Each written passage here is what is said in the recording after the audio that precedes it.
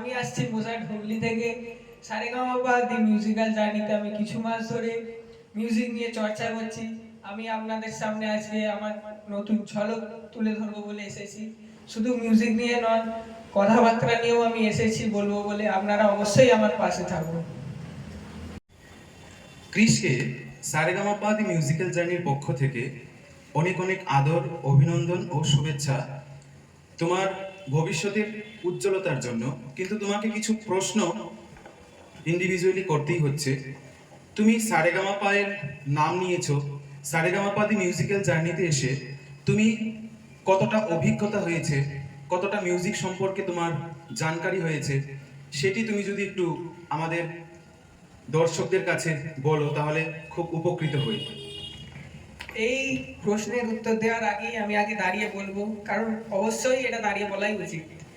প্রথমেই বলবো সারেগামাপা দি musical journey school মানে খুব খুব খুব ভালো, মানে খুব যত্ন সহকারে ক্লাস হয়। এখান থেকে আমি পেয়েছি হচ্ছে ফার্স্ট আমার স্ট্রোকিং, হাতের স্পিড। সত্যিই আমি অন ক্যামেরা বলছি, এখান থেকে আমি অনেক ডেভেলপমেন্ট পেয়েছি। আমি বলবো যে কিছু গান, ফোক, ক্লাসিক্যাল, এসব গান এবং আমার মতো ইনস্ট্রুমেন্টাল হতে গেলে আপনারা অবশ্যই সারেগামাপা দি মিউজিক্যাল জার্নির সাথে যোগাযোগ করুন। আমাদের স্যার দিবঙ্কর দেবরায় স্যার, তিনি সত্যিই অনেক ভালো, অনেক যত্ন সহকারে ক্লাস করান। সেখান থেকেই আমার অনেক ডেভেলপমেন্ট। যে এই স্যারের কাছে না এলে আমার স্ট্রোকিং, আমার রোলিং, আমার হাতের স্পিড হতো না। এখানে আসার পর আমি অনেকটা ডেভেলপমেন্ট হয়েছে, এইটুকুই আমার বক্তব্য। আমরা অনেকটা প্রশংসা শুনলাম, খুব ভালো লাগলো। আশীর্বাদ রাখি তুমি আরো উজ্জ্বল ভবিষ্যৎ তোমার গড়ে উঠুক। তারই সঙ্গে বলছি, তুমি তাহলে তোমার শিক্ষার কিছু ঝলক যদি সবার সাথে তুলে ধরো তাহলে খুব উপকৃত হব। তাহলে চলুন আমি কিছু আমার পেশকার আপনাদের সাথে তুলে ধরি।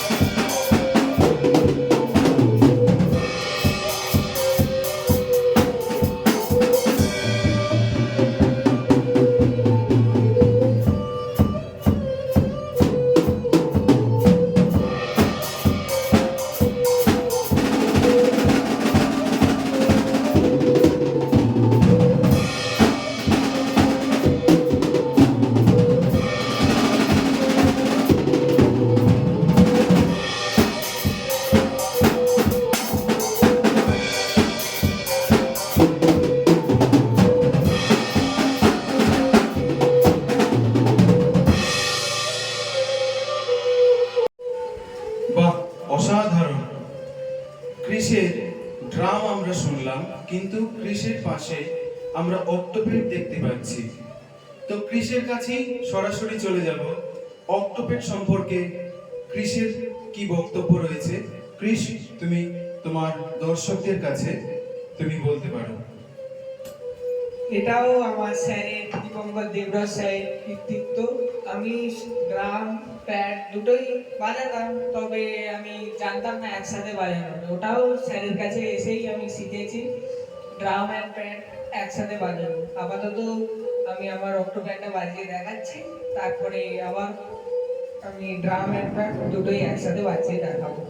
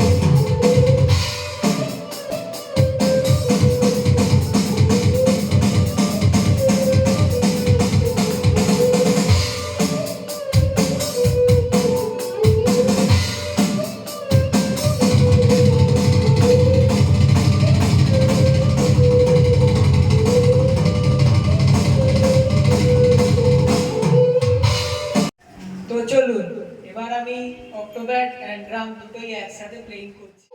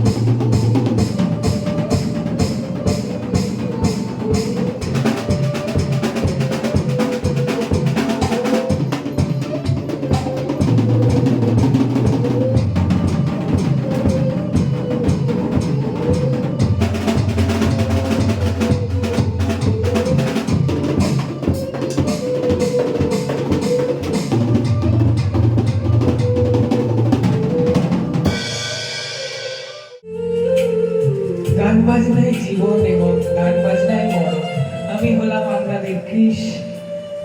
আশা করি আমার ড্রামস অ্যান্ড কমেন্ট্রি আপনাদের ভালো লেগেছে। আমি আসছি আগামী ফেসবুক লাইভে সারেগামাপা দি মিউজিক্যাল জার্নির পক্ষ থেকে। আমাকে এইভাবেই আশীর্বাদ করুন, আমি যাতে আরো বড় হতে পারি এবং এইভাবেই পাশে থাকুন।